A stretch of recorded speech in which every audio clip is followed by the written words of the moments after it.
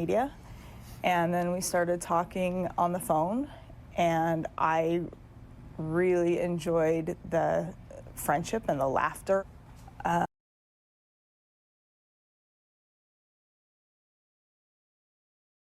How does a family built on faith and unity end up shattered by secrets, favoritism, and broken trust? Imagine watching the people you love most slowly drift away, not because of some outside force, but because of choices made right in your own living room. That's exactly what happened inside the Brown family, where the promise of togetherness was quietly replaced by suspicion, jealousy, and a kind of heartbreak that doesn't heal with time. One moment, you see Cody Brown preaching about purity and loyalty, holding up his family as an example for the world. The next, you're left wondering if any of it was ever real, as the cracks start to show, and the truth slips out in the smallest, most painful ways. This isn't just a story about polygamy or reality TV drama. It's about what happens when the rules don't apply to everyone, when one person's happiness comes at the cost of everyone else's peace. Cody, Robyn, Christine, Janelle, Meri, and their children, each of them has lived through the fallout, each with their own scars. I'm Sarah, and you're watching TLC Sister Wives Daily. If you've ever questioned what really went on behind those closed doors, you're in the right place.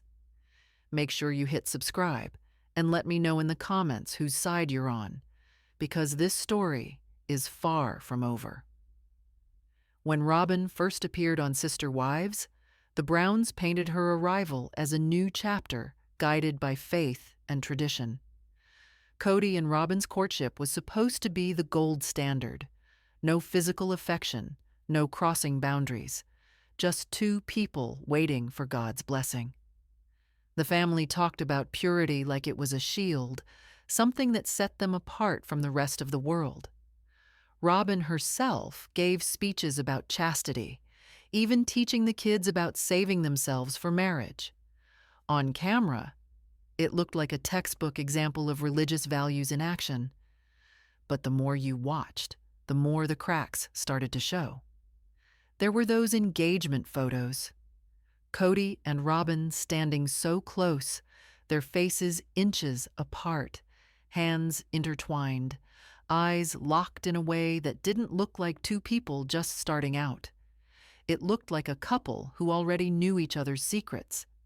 Christine, who had always tried to play by the rules, couldn't hide her discomfort. She pointed out how intimate those photos seemed, and you could see the pain in her eyes.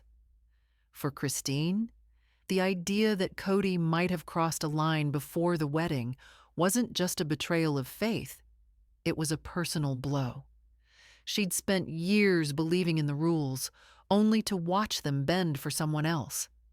Janelle and Meri felt it too, even if they didn't always say it out loud. The timeline never quite added up. Cody was driving hours to see Robyn, sometimes bringing his older daughters along, sometimes not. The show tried to frame these visits as innocent, but the logistics left plenty of room for doubt. The family's public story was all about accountability and doing things the right way, but the body language told a different story. There was a closeness between Cody and Robyn that didn't fit the narrative. Every time the subject came up, Cody got defensive, almost angry, as if the truth was something he couldn't afford to let slip. For the other wives, it was a slow realization that the rules they'd lived by didn't seem to matter anymore, not when it came to Robyn. As Robyn settled into the family, everything about Cody's behavior started to shift. It wasn't subtle, and it wasn't just the other wives who noticed. The show captured it all. Cody's visits to Robyn's house became longer and more frequent, while his time with Christine, Janelle, and Meri shrank. He'd drive hours just to see Robyn, sometimes with a few kids in tow, but more often than not, it was clear where his heart was. The camera would catch him lighting up around Robyn, laughing, holding her hand, sharing private jokes. Then he'd walk into another wife's home, and the energy would drop.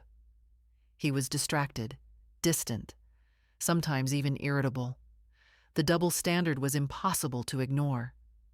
When Christmas rolled around, Robyn's kids got the best gifts, expensive, thoughtful, wrapped with care. Meanwhile, Christine and Janelle's children sometimes got little more than a phone call, if that. There was an episode where Janelle's son didn't even get a birthday text from Cody, while Robyn's children were showered with attention. The message was clear. Some kids mattered more than others, and everyone could feel it.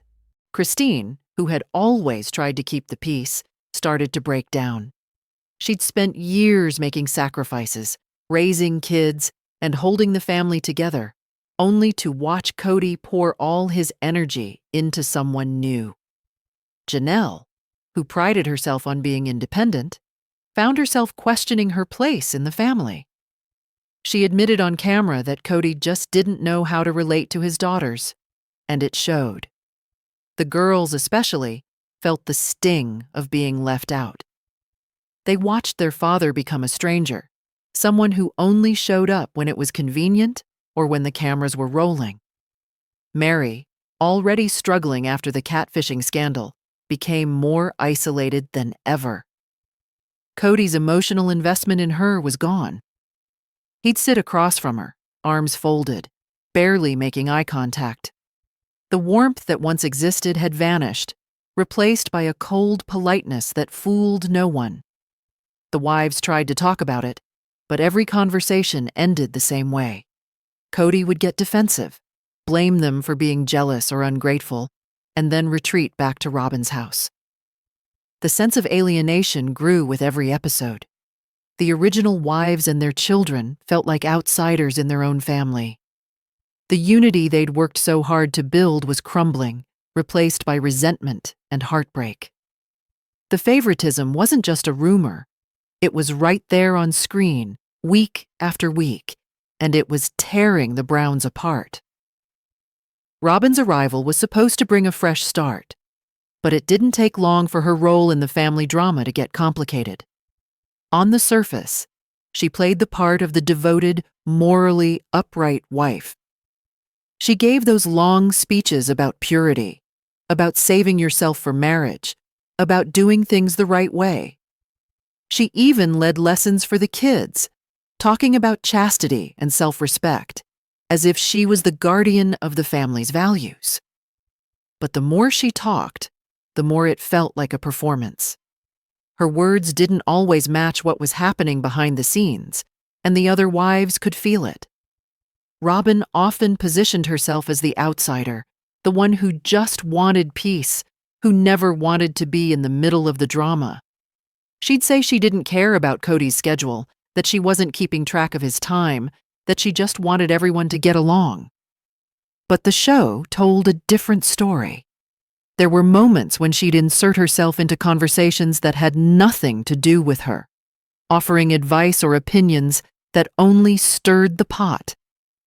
When Meri and Christine were struggling, Robyn was always there, sometimes with tears, sometimes with hugs, but always with a sense that she was somehow above the mess.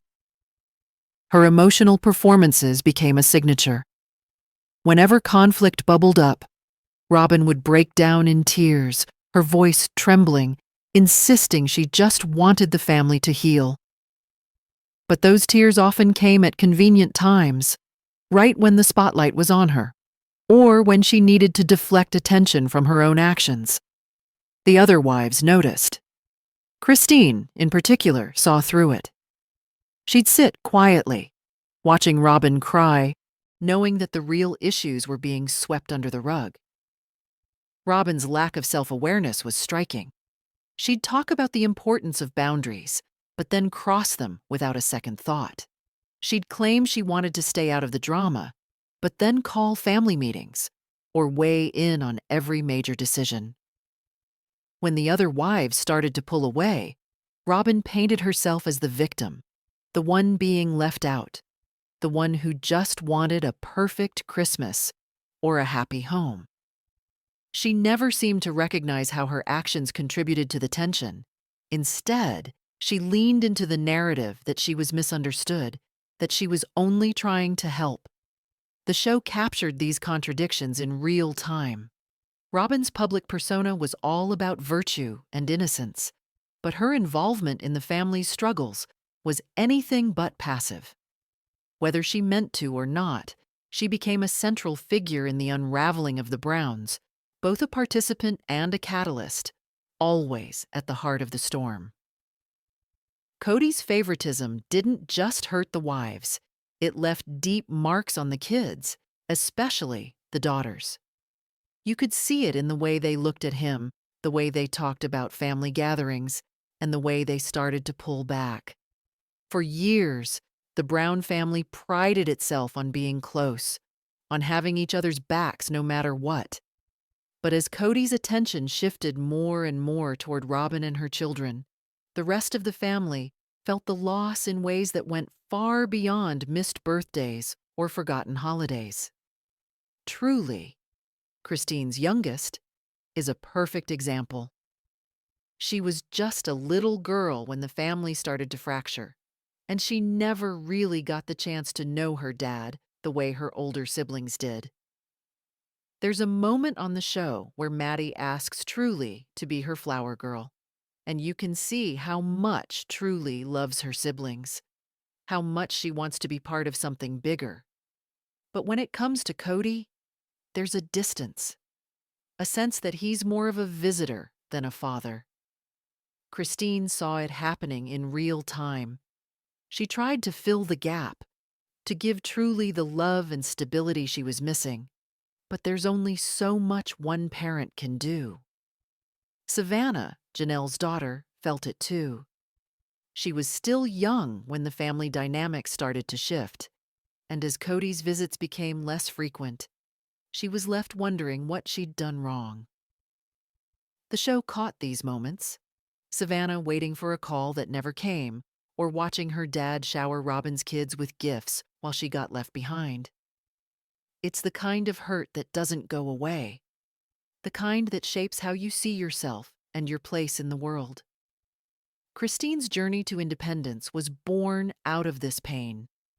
She realized that staying meant accepting less for herself and her children, so she made the hardest choice. She left. Watching her pack up, watching her say goodbye to a life she'd built for decades, was gut-wrenching. But it was also a moment of strength. Janelle struggled with her own decision, torn between loyalty to the family and the reality of being sidelined. She tried to keep things together, but the writing was on the wall. Meri, already isolated by the fallout from her own struggles, found herself completely alone. Cody's emotional distance became physical distance, and the connection they once had faded into nothing. The kids, who once saw themselves as part of a big, loving family, started to drift apart. The bonds that held them together were stretched to the breaking point, and for many, they snapped. The fallout wasn't just about lost time, it was about lost trust, lost security, and the realization that sometimes family isn't enough to keep you safe. Cody and Robyn loved to talk about their sacred covenant, as if their relationship was something set apart, blessed, and untouchable. On camera, they described their bond as spiritual, a commitment that went beyond the legal or the physical. Cody would say things like he'd never felt this way before, that Robyn was different, that their connection was ordained. Robyn echoed those words, insisting their love was pure and guided by faith. To the outside world, it sounded like a fairy tale. Two people finding each other against all odds, building something holy in the middle of chaos. But for the rest of the family, that so-called sacredness felt more like a wall than a blessing. The public declarations were loud and constant, but the private actions told a different story. Cody's attention, his time, his affection, all of it shifted to Robyn. The other wives saw it happen, day by day. Christine, Janelle, and Meri watched as the man who once promised to love them equally started to treat their marriages like obligations, while Robyn's became his true home. The children noticed too. They saw their dad light up around Robyn, while with them he seemed distracted or absent. The shift wasn't just emotional, it was spiritual. The Browns had always claimed that their faith was the glue holding them together, that their plural marriage was a calling. But as Cody poured everything into his relationship with Robyn, the spiritual foundation of the family started to crumble. The other wives felt abandoned, not just as partners, but as believers. The children, raised to see their family as a sacred unit, were left confused and hurt by the obvious favoritism. For many, the sacred covenant became a painful reminder of what they'd lost. It was supposed to be a promise of unity, but it ended up dividing them even more. The emotional fallout was everywhere: resentment, jealousy, grief, and a deep sense of betrayal. The Browns' public image was all about faith and togetherness, but behind closed doors, the reality was a family splintered by one man's devotion to a single wife, and the rest left to pick up the pieces. After years of living in the shadow of Cody and Robyn's so-called sacred bond, Christine, Janelle, and Meri started to find their own voices. It didn't happen overnight. For a long time, they tried to make it work, tried to believe that things would get better if they just held on a little longer. But as the favoritism became impossible to ignore, each woman reached a breaking point. Christine was the first to step out. She announced her decision to leave not just in a private conversation, but on national television, letting the world see her heartbreak and her hope for something better. That moment was raw and real. She wasn't just walking away from Cody, she was reclaiming her dignity. Janelle followed, using her social media to show a new side of herself. She posted about her kids, her work, her own happiness. She started to share glimpses of a life that didn't revolve around Cody's approval. Meri, who had been isolated for so long, began to open up in interviews and on the show. She talked about her pain, her loneliness, and her desire to find meaning outside of a marriage that had left her empty. Each woman's journey was different, but the common thread was empowerment, choosing themselves after years of being told to put the family first. Of course, leaving a decades-long marriage isn't simple. There were moments of doubt, moments when old habits crept in, and moments when the past felt too heavy to escape. The show captured these contradictions. Christine and Janelle slipping into old patterns, Meri struggling to let go. But the audience saw the courage it took to break free. Fans flooded social media with messages of support, cheering the women on, sharing their own stories of starting over. The Browns' story became bigger than just one family. It became a symbol of what it means to choose yourself, even when it hurts. As the family finally came apart, the unraveling was impossible to hide. The unity that once defined the Browns was gone, replaced by silence, distance, and a sense of loss that hung over every conversation. Cody, faced with the consequences of his choices, refused to own up to the damage.